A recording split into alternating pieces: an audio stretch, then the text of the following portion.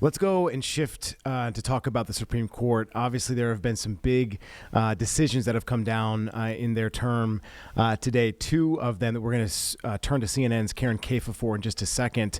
The Supreme Court ending the term with these two blockbuster rulings, which is why we're going to turn to Karin Caifa in Washington to break down the court's final opinions. So where do we go from here, Karin?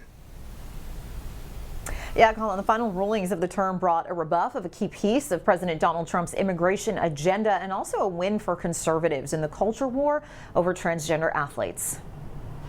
The Supreme Court knocking down President Donald Trump's executive order to end birthright citizenship and leaving in place the more than century-long understanding that anyone born in the United States is a U.S. citizen, even if that child's parents are not. Cecilia Wang, National Legal Director for the American Civil Liberties Union and a birthright citizen, made the argument against the Trump administration in April. This decision reaffirms one of the fundamental pillars of American life, that all of us who are born on American soil are citizens alike. Joined by Justices Brett Kavanaugh, Amy Coney Barrett, Elena Kagan, Sonia Sotomayor, and Ketanji Brown Jackson in a 6-3 majority, Chief Justice John Roberts wrote of U.S. citizenship, quote, "The framers of the 14th Amendment extended that promise to every free-born person in this land. We keep that promise today." In a dissent, Justice Samuel Alito wrote the ruling, quote, "preserves a powerful incentive to enter or remain in this country illegally," an idea echoed by House Speaker Mike Johnson Tuesday. It's been abused. It's one of those things that was intended to serve a noble and important purpose and has been thwarted. Also Tuesday, the court's conservative majority upheld state laws that ban transgender athletes from playing on girls' sports teams, including one in West Virginia.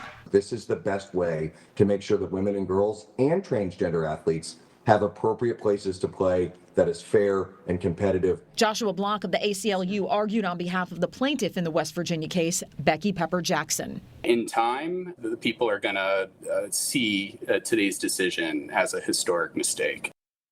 And President Trump on social media called the court's decision in the transgender athletes case a big win. He criticized the court for the birthright citizenship opinion and encouraged the Republican-led Congress to take action there. Colin?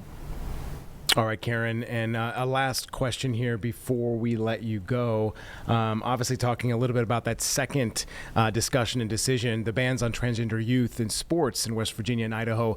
They were in focus at the court or of the court this term, but other states have similar bans as well. So would you mind, what does this really mean for those laws and really for transgender rights across our entire country?